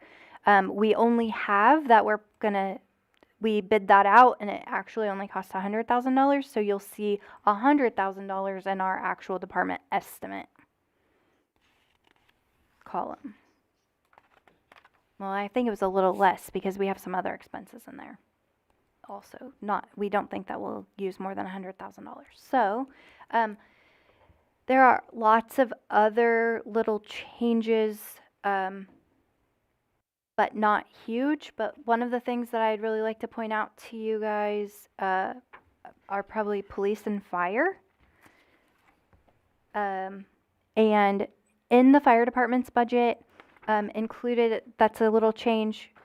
Chief Sapp has requested a scheduler with our ambulance billing and image trend, not necessarily billing, but the ambulance EMS software that we use. And then there's also, we added something new, is we added 42 Cares, which is a EAP program that is specifically for fire first responders. It wasn't very expensive. You'll see it looks like I reclassed the fee that we pay to PCG for calculating our GEMT grant. And typically that has been put in this GEMT match. I changed it this year because it was messing up when I looked at what the city's share was, like our cost share was compared to the revenue that we were getting. So I just kind of did a switcheroo, reclassed this so it looks a little bit misleading. And also we have the dress uniforms in the clothing budget. But not any big changes. And then some changes in the police department, mostly because of some decreases because of software subscriptions that were renewed for multi-year instead of just an annual. And so it just kind of throws it off when you look year to year. In the training fund, I reduced the budget request by $20,000 because we're going to fund that $20,000 from the post-certified training, special training fund. We'll talk about that at the next meeting when we talk about special revenue funds. So you might hear that again. But there aren't a lot of huge changes. But since the police department is such a large budget, I thought we should maybe look at that also. Does anyone want to go over anything in the general fund that I haven't talked about? I feel like I've bored you all to tears. I do want to talk really quickly about the public safety sales tax fund. So I kind of talked about how Chewy's estimated to have $80 million of sales annually in the state of Missouri. That is important because anything that is delivered that leaves our warehouse here in Belton that goes to any address in the state of Missouri, the city of Belton receives sales tax on that. If it leaves the state of Missouri and goes to Kansas or Oklahoma, we don't get sales tax on that. The other state and community will get use tax. And so $80 million has made a huge impact to our budget. It is an additional $400,000 to the Public Safety Sales Tax Fund, 50% of that going to the police department and 50% going to the fire department. And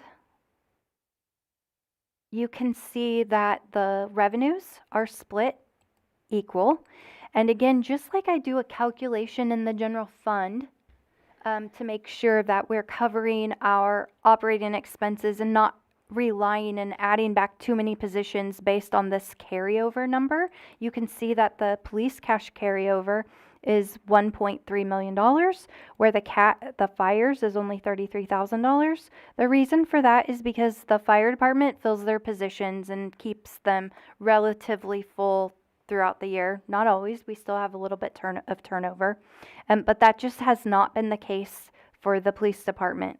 We don't want to add a bunch of positions and not be able to continue funding them in future years, because once that cash carryover is gone, we won't be regenerating it.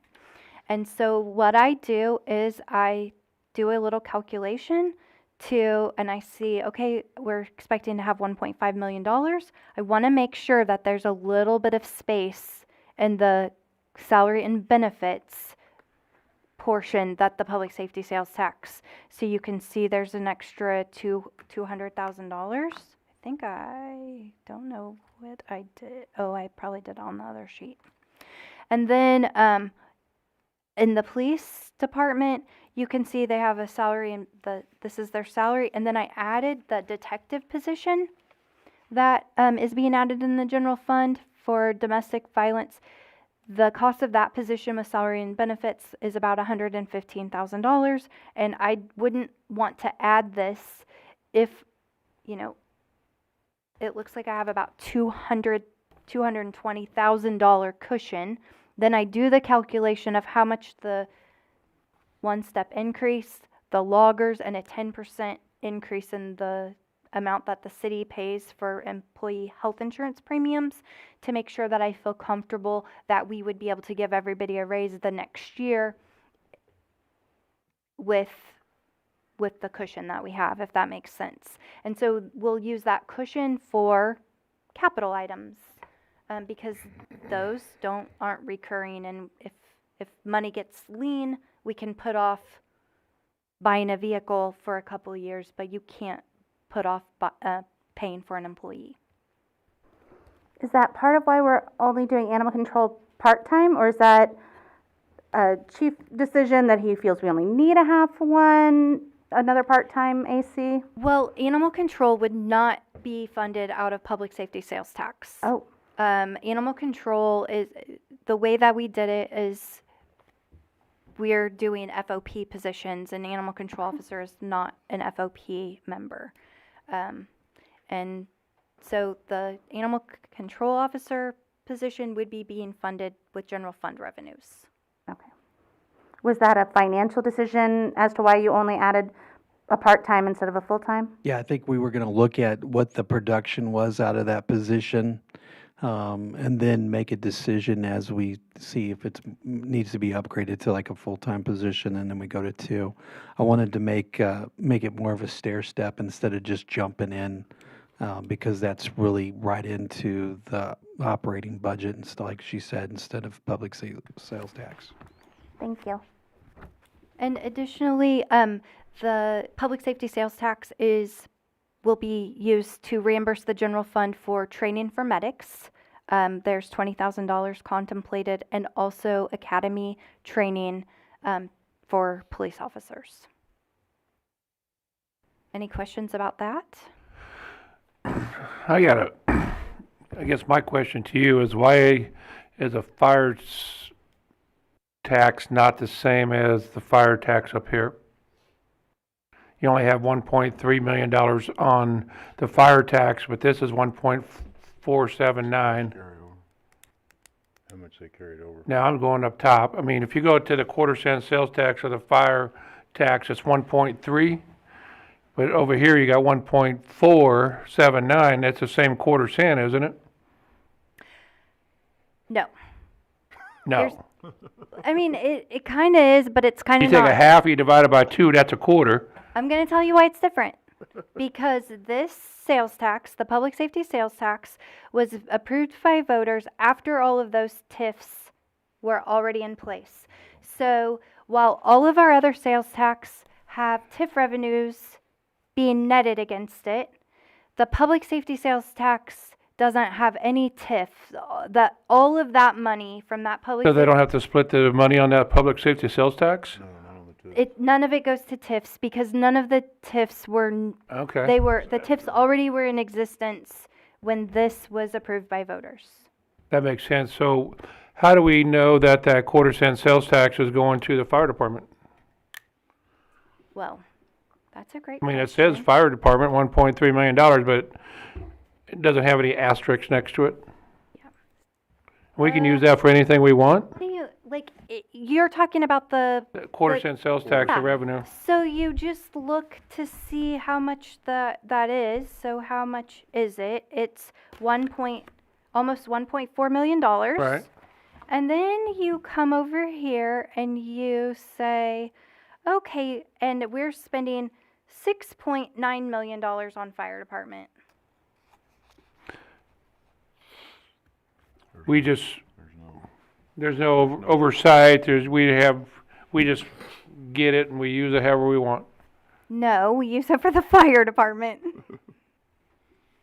There's Okay. no clear path of how it goes from here to the fire department budget. Gotcha. All right, thank you.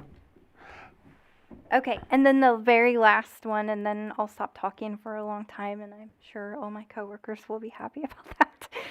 On page 30 is the general capital fund.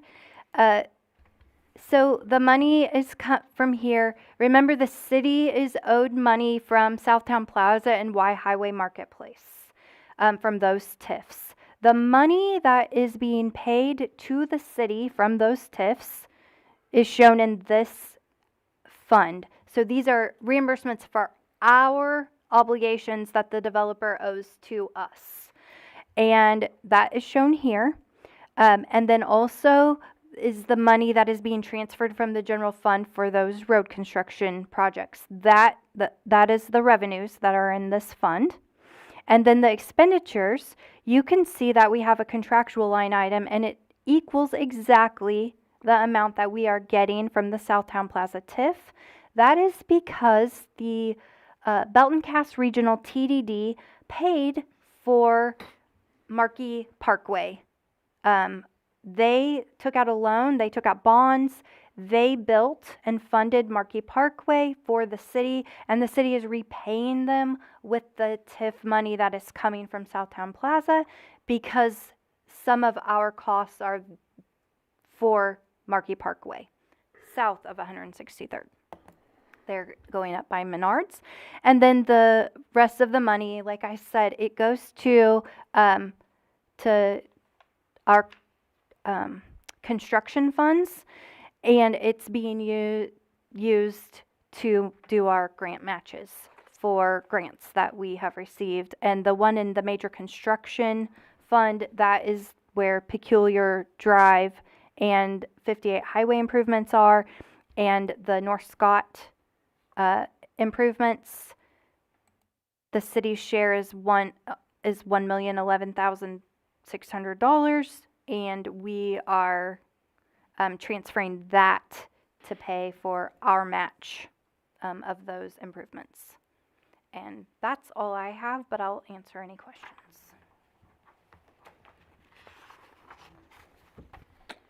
Any questions? I'm sure you'll have some more later, so write them down and we'll ask them next time. Yeah, and the next time we're going over all the special revenue funds, so if you guys want to look through your budget book and if you have something specific you want to make sure that I talk about, you know, ask. I might be able to answer if you ask me like in the meeting, but I might have to also go back and look, like Councilman Clark's question earlier about the reorg with the traffic unit positions, and I will get you an answer on that. And I'll send it to all of you.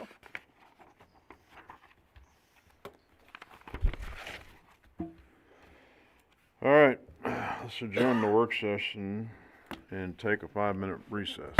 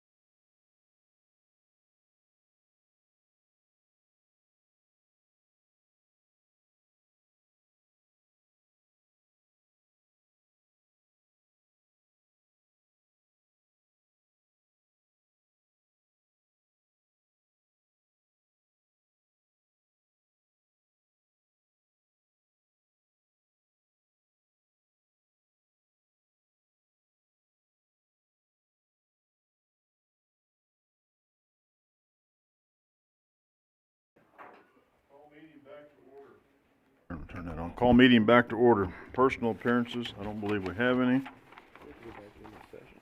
What? Oh. Consent agenda. One motion, non-debatable, to approve recommendations noted. Any member of the council may ask for an item to be taken from the consent agenda for discussion and separate action. So moved. We have a motion and a second. Any discussion? Seeing none, all in favor? Aye. Any opposed? Motion carries. Regular agenda. A, motion approving the final reading of Bill 2022-02. An ordinance of the City Council of the City of Belton, Missouri, repealing Section 13-623 of the Code of Ordinances, City of Belton, Missouri, prohibiting certain communication equipment in motor vehicles. Present. Second. We have a motion and a second. Any discussion? Seeing none, roll call. Mayor Larkey, Aye. Councilmember Peak. Aye. Trutzel, Aye. Kraft, Aye. Clark, Aye. White, He said aye. You're muted. Sorry, aye. There you go. Lawson, Aye. Powell. Aye. Motion carries. B, a motion approving the first reading of Bill 2022-05. An ordinance approving the 2022 intergovernmental agreement with the Mid-America Regional Council Solid Waste Management District for participation in the Regional Household Hazardous Waste Program. Present. We have a motion and a second.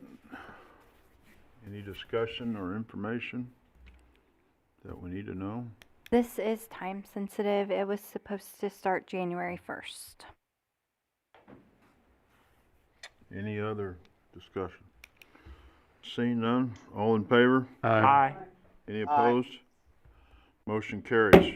May I make a motion to approve second reading tonight? We have a motion and a second for a second reading. Any discussion on the motion for a second reading? Seeing none, all in favor? Aye. Any opposed? Motion carries. B, a motion approving the second reading of Bill 2022-05. An ordinance approving the 2022 intergovernmental agreement with the Mid-America Regional Council Solid Waste Management District for participation in the Regional Household Hazardous Waste Program. Present. We have a motion and a second. Any discussion? Seeing none, roll call, please. Councilmember Peak. Aye. Kraft, Aye. Powell, Aye.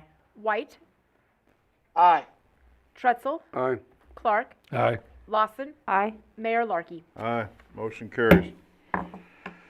C, a motion approving the first reading of Bill 2022-06. An ordinance of the City of Belton, Missouri, authorizing the acting city manager to enter into a First Amendment to the contract for waste collection services agreement with WCA of Missouri LLC for the provision of waste disposal services, including curbside recycling for the City of Belton. Second. We have a motion and a second. Any discussion? Go ahead. Okay, so my biggest concern is we have a lot of citizens who financially are already struggling with their utility bill. And yes, I know we say it's just $7, but they already are struggling to pay what they have to. And since we're not being able to allow them to opt in or out, I would really like us to wait for the end of the contract in a year for us to be able to do RFPs to see if another company would allow optional services instead of locking it into another 3-year contract right now. Is that possible? I have a question. Hold on, Brett. It is possible. I would just like for council to consider that if we do not extend the contract with WCA to exercise our option, there is a possibility that our contract will go up even higher just because of the market that we are in currently. We're in a very different place than we were 2 years ago. We don't have a crystal ball, so we don't know what will happen, but it might be something that you would want to consider. All right. Go ahead, Brett. Well, since I'm new to the council, I haven't been able to fully look at this particular item. I have some concerns about raising their fees. I know that the survey came out, but the survey question is, would you mind if it was at $4? And the actual fee is a little higher than that. So I have some concerns, especially amongst other things that we're going to be asking the citizens for. So I just have some concerns about that.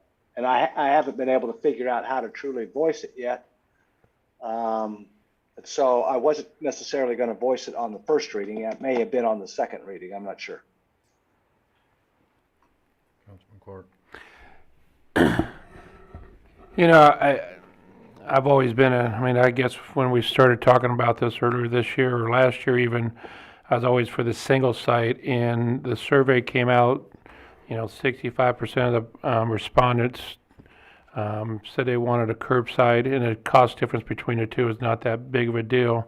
I have had some people reach out to me both in favor and against the project, and one of the things I tell people, adding the $6.83, it's like $5 and something right now, I think, to have that second trash can.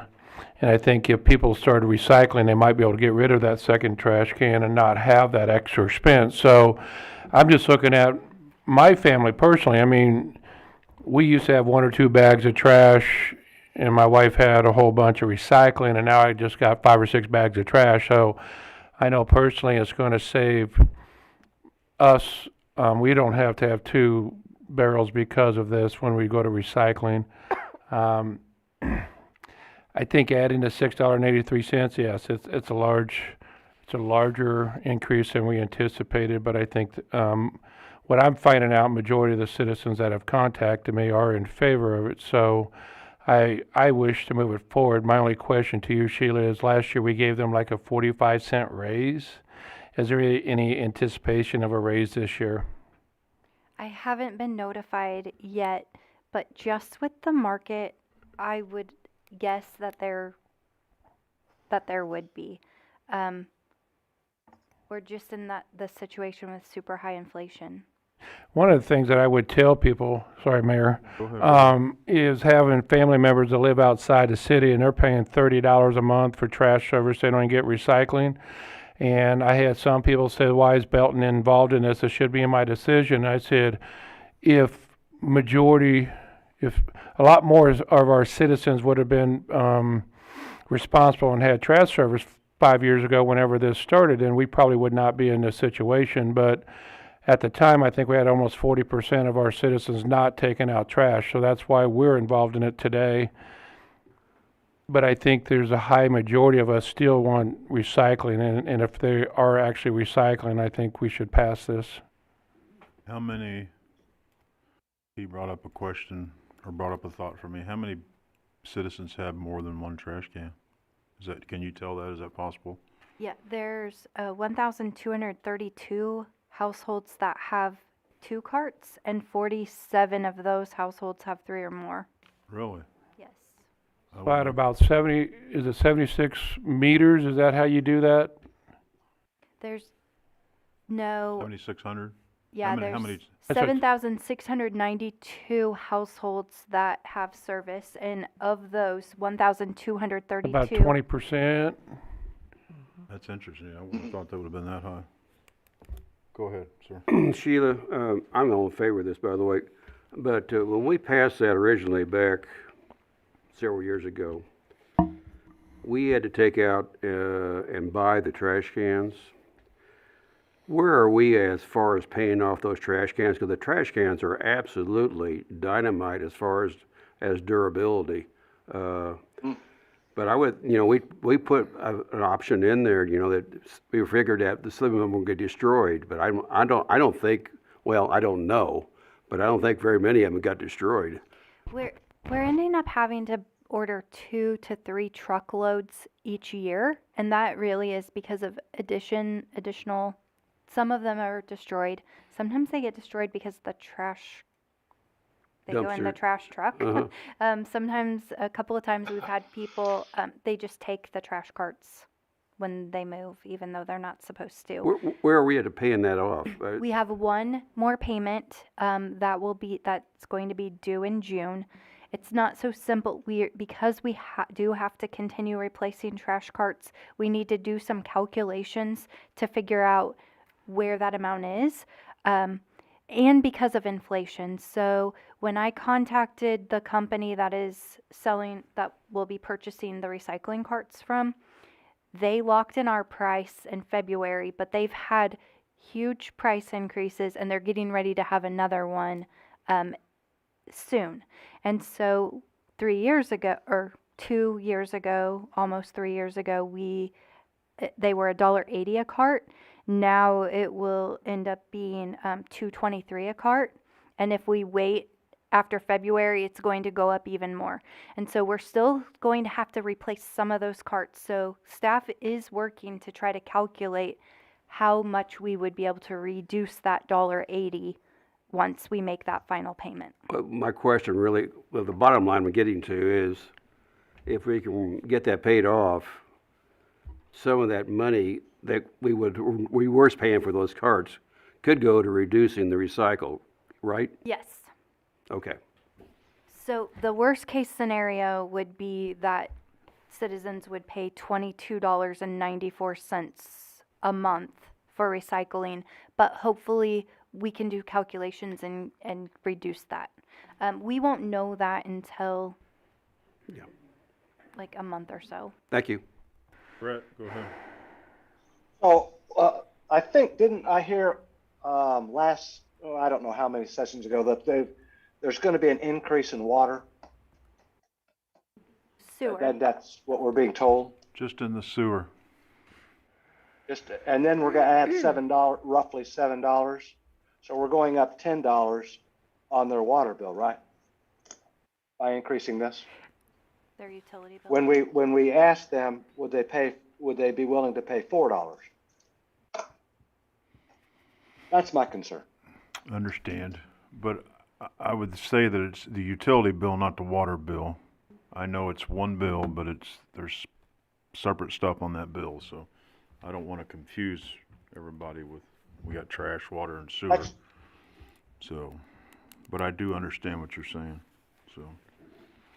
I have a question. Hold on a minute. Oh, I'm sorry. Go ahead. Have we heard if Kansas City is going to increase the water? Have we heard that yet? We have not. Typically, we get notice of that in February. Okay, thank you. All right, go ahead, Okay. Rob. Sorry. As I understand it, the manufactured homes are excluded from all of this. Can somebody tell me why? I mean, and why wouldn't they be part of the recycling program? The manufactured home communities are on private roads, and so private roads were excluded from service. One of the reasons that City Council chose to go with a single hauler was because of the additional wear and tear on city streets of multiple haulers coming through each week to pick up service. Yeah, but if we want to maximize recycling, then why wouldn't we provide recycling to those people? I guess you're right. Extra trucks would have to go get their recycling, but we're not providing that service at all to them, correct? I mean, they're getting their own, just like we used to do. That is correct. You guys are the Sheila? City Council. Well, I was just wondering the historical background. But, I think I asked this question a couple of years ago. If I was told right, most of those parks only have 1 meter? Is that correct? They have one water meter, so we don't actually bill them individually. We bill the park once, and then the park separates it all out internally. So we don't actually bill a person that lives in South Fork or some of these parks. Okay, but if everybody was contributing, then we could just bill the. Well, but yeah, you're correct, I think, but I'm assuming the parks have their own trash service and probably have recycling. We don't have it. because they're on a separate contract. Yeah, well, none of them, I drove around there today and a couple other days, and none of them have Belton, obviously, and they have different companies just like we used to have. And I don't see many recycling facilities in there, but anyway, it seems to me we'd want to include them. But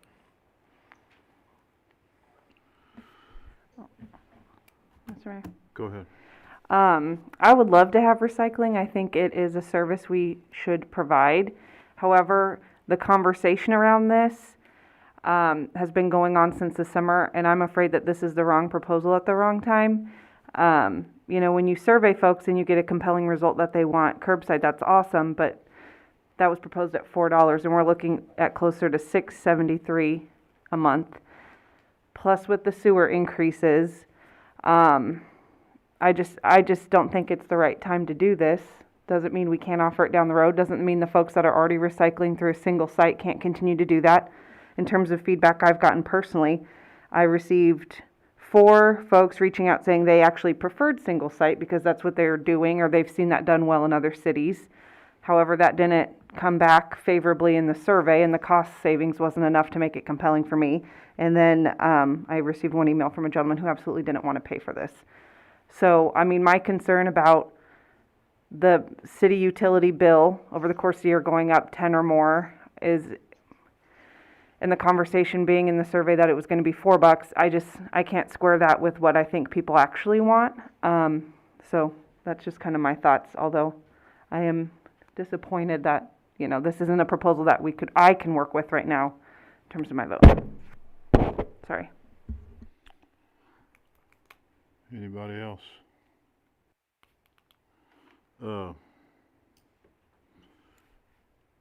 I guess a question off of what Councilman Powell said is, would there be an advantage to look at trying to get the manufactured homes on this contract? Was there a potential that could be reduced in cost because of volume? I know this is not what this is, but I'm not sure. I'm not sure what the answer to that is. I'm sorry, I just don't know. no, I understand. yeah, I think that'd be up to WCA. He just brought up an Depends on idea that I thought, so that's all. So And somehow, I think the only way you can do that is remodify our original ordinance on trash pickup and make them included. Then you gotta figure out how you're gonna bill them. If you're gonna bill them one, or you're gonna bill each individual household, or how you're gonna do that. That's the problem you're gonna run into. no, just a thought that he brought up. It made some sense to me. If we had a lot more volume, we could get a cheaper price. There would also be an access issue with those being on private roads. The current people that are served, it is a public road that the city has authority to grant access to WCA to utilize. And the private roads, that authority from the city is not clear, and it would be up to essentially the mobile home park to grant access to WCA or whatever trash hauler to come onto that private street and that private property. Go ahead, Brett. Is it possible to do a shared cost? So in other words, we've talked about $4. Citizens pay the $4 and the city pays the $3.67. Or is it $2.67? My math, it's getting late. $2.67. How would that affect the budget? $180,000 roughly.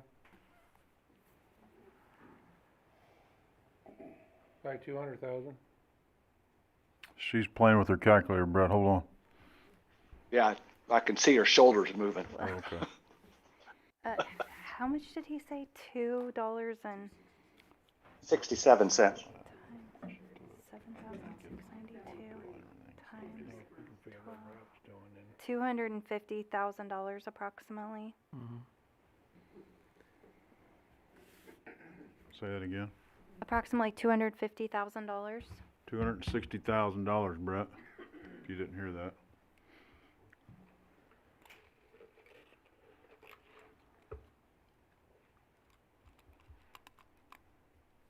Give him a minute, he's thinking. No, I'm taking that in. That figure seems a little high to me, but that's.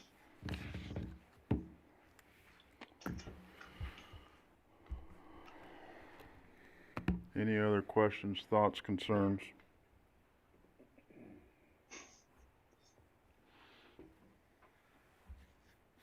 I would move to delay this at least 1 week or one session to get the cost and the legal answer to access to see what it takes to get the manufacturing homes included. Maybe it goes up, maybe it goes down, I don't know, but I would think it would probably go down because more people are sharing the cost and they're coming up here anyway. Well, I think our city attorney said we have issues since they are private roads for them forcing them to do it. I mean, we don't own those streets.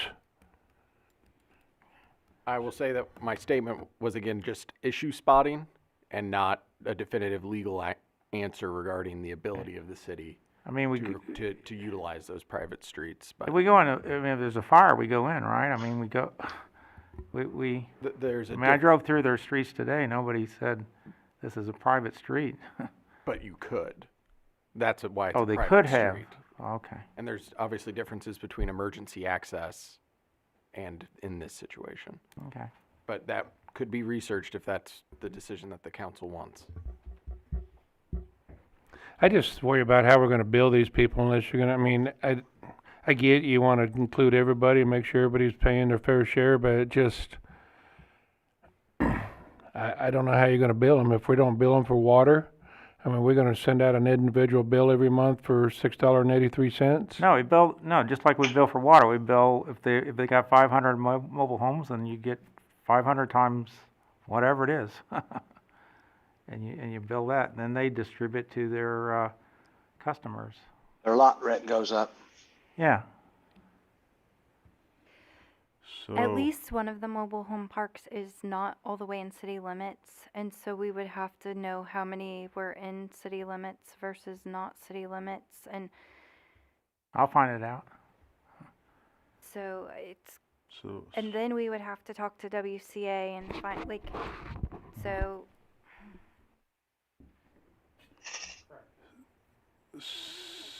so is what he's making a motion, because we have a motion on the floor already. Yeah, a motion to postpone is a secondary motion that can then supersede that original one. So right now you have a motion to approve, and I believe Councilmember Powell's made a motion to postpone the first reading until the next city council meeting. Yes.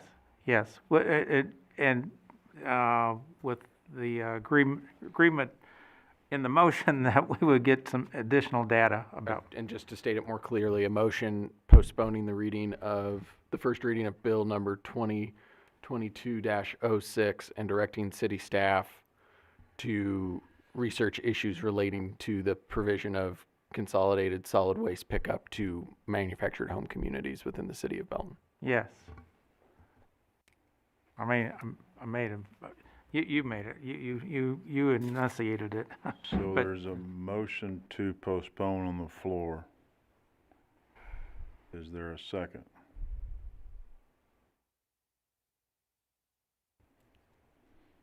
Seeing Can none. I, Go ahead. voice? So, what happens to the original? Hold on a minute. In other words, it's just postponed for 2 weeks, and then it comes back with some additional information, and then we can do something with it. Or if we don't take Mr. Powell's motion, and so far it's the tenor of some of the discussion about this would mean it's possible that this motion is denied, and then would have to be re-brought up because it's dead. So we either have postpone or possibly die. Is that my understanding? Well, you got a possibility of postponing it till the next council meeting, or approving the first reading tonight, and then you'd have a second reading in 2 weeks, or we could vote the first reading down and then it would be dead. Those are the three Okay. options. So we have a motion on the motion to postpone. Now we need a second. If there's no second, that motion dies. The motion to postpone dies if there's no second, and I'm hearing no second. Well, I don't really want it to die. I just want to explore it more. And so I would vote to I would second. So we Mr. have a Powell's motion and a second to postpone Bill 2022-06 for 2 weeks. Any discussion on that motion? Go ahead. I mean, that's one of the things that we do have 2 readings on is for we can get in more information instead of delaying it. I think we can vote on it tonight. If Councilman Powell needs more information to move forward in 2 weeks, he can change his vote at that time. But I think delaying it, I mean, if we're trying to get this up and running for June 1 or whatever date it is, I think we need to move sooner than later. And it does give us another time to vote on this in 2 weeks. So, I mean, it's not like it's over tonight if we vote yes. No, I agree, but if there is new information, I mean, first of all, there's no direction to the staff to get new information without this motion. And number two, if it does change the cost significantly, let's say it goes from $695 to $495, I don't know, it changes the motion. Is that still okay to vote on it second time, even if it's changed? Yes. Okay. Angela, do you have anything on the motion to postpone? Yes. Okay, go ahead. With the motion to postpone being specifically for information on the mobile home parks, I understand wanting to share the costs, but I do not feel that that's very fair because most of our mobile home parks are a lot of elderly people who are on very fixed incomes that cannot afford this. And I feel like that's going in the wrong direction. So I would like to not postpone it and just go from there and not get information on the mobile home parks. Okay. Any other information or discussion on the motion to postpone? Seeing none, all in favor? Aye. All opposed? Aye. Motion fails. So we have the first Mr. Mayor, Go ahead. I didn't hear Councilmember White's Yes. Oh, yes to I said postpone, yes. sir? yeah. Okay, thank you. Sorry, I'm not used to them being up there, but. So, the motion to postpone fails, so we have a motion for the first reading of Bill 2022-06 on the floor. Is there any more discussion on the first reading? Seeing none, all in favor? Aye. All opposed? Will you please raise your hand so I can see for sure? And Councilmember White, you're voting no? Yes. Yes. Thank you. Motion carries. City Council Liaison Reports. You have anything? Yeah, I'll do the report from Parks. They are doing enrollment now for spring youth sports and the adult cornhole league. Coming up in February on the 19th is the Cupid Family Shuffle Dance. And then this last Saturday was the Frozen Princess Party. It was a hit. My 4-year-old asked if we could do it again next weekend, so thanks to park staff for putting on a really fun and special event. They're also hiring a full-time groundskeeper supervisor position. You can, I believe, apply online or send resume to the Parks Director, Brian Wellborn. Anybody else? Rob, you have anything? I know we haven't met, but. No, we haven't met for planning commission. So, anybody else? Sorry. Gotta yell too sometimes. Yes, the Building and Fire Prevention Board did meet January 12th about 2 separate properties, but both are still ongoing. Forgot we had that, my bad. All right, Harris Communication, 150th Birthday Celebration Committee applications are online and on the website, or contact City Clerk Andrew Cunningham and do so by February the 1st if you're interested in that. And that is all I have. City Manager? Chief Lyons? I just wanted to inform everybody that up to this point, we've only received 14 or issued 14 permits for UTVs, and we've issued no permits for golf carts. And so UTVs has been the overwhelming ones that we've actually permitted. I've just also learned today that we finished the map that we'll be putting on the website in regards to where those vehicles, whether it's a UTV, off-road vehicle, or a golf cart, and we're marking the streets that they're prohibited from. So that would make it easier. And so we'll get that up on our website this week. A question I have, I just thought about when you said that, is there a grace period that Yes. we put in? Yeah. Yeah, we try to do like a 30-day, grace period where we try to inform people and educate. And so that's just with most every ordinance, and then it's a slow implementation until we actually start issuing citations. Can we get that put on the Facebook page? Yeah, we can update that too, so in social media. All right, thank you. Are the UTVs that are coming in, are they prepared to meet the ordinance with the seat belts and whatnot, or are they? Oh, yeah. Okay, In great. fact, I've been very surprised that we've told people that they failed and they need to go get a flag and put it on and then come back, or there's some kind of issue and then they come back the next day. Great. And we've got nothing but compliance in regards to those issues.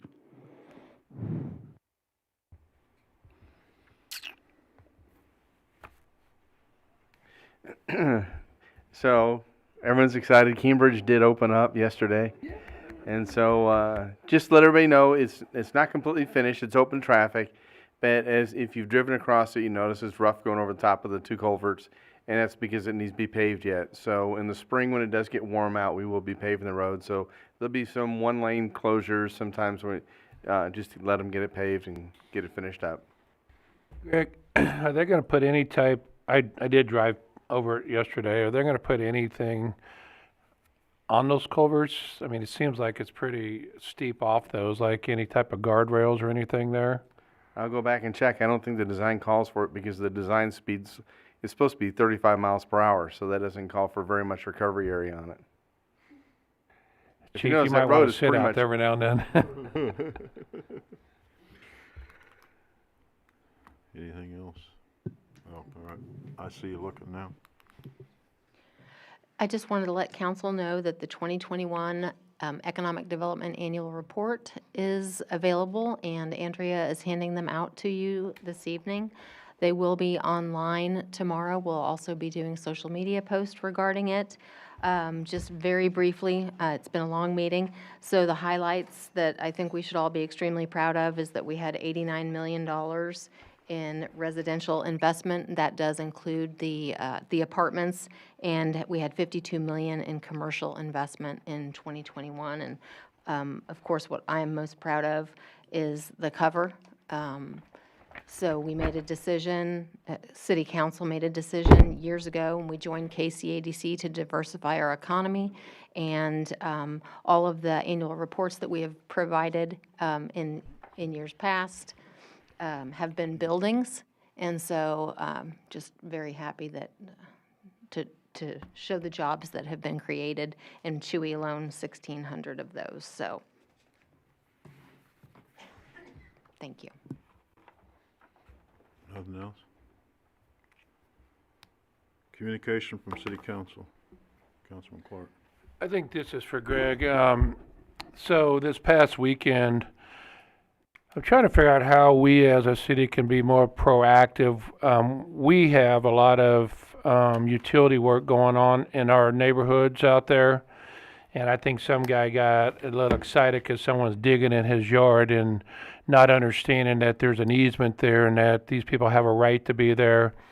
Is there some way we can put stuff out on our city webpage, on Facebook, saying, O-Line's going to be out digging for Google in Belray Boulevard or Belray this, month? Or I don't know. I'm just trying to figure out how we can alert citizens that what's going on and making sure they understand what easements are and all that good stuff. Well, right now, right now there's a lot of people digging, putting fiber in across the city. Google has not put in 1 foot of fiber So in the whoever's city. doing, I don't know who it is, but AT&T is doing a lot of work out there right now, and they've been doing the majority of it. We have asked them to do door hangers, and we're going to meet with them again to instruct them to put door hangers, let people know where they're going to be working at, so they know what's going on. People have got excited because they have been in the easements, and they're allowed to be in the easements doing work, and they continue to do that work throughout the city. And they've been all over the place because last week they're in Lacey Estates in one corner of the city, and the next day they're up on Bel Ray working. And so they're hopscotching all over the place they're trying to stay ahead of Google. well, I just don't like that Black and McDonald or McDonald and Black, whatever, has shut down 163rd Street for like 3 weeks now. And it just, I mean, that's another example. So Black McDonald's working for Evergy. Evergy is switching the power that's in our city. If you remember me talking to you probably a year and a half ago that Belton's one of the last cities that's on a different, different voltage system than the rest of the area. And so they're going through the whole city, and you've probably seen them upgrading the poles and doing all this work. And they've got permits out to close one lane at a time at different places. Now, Evergy's a hard group to try to get permits from, so we struggle with them to know where they're going to pop up from day to day and start doing their line work. But they're continuously replacing the work around the city to give us a better power grid.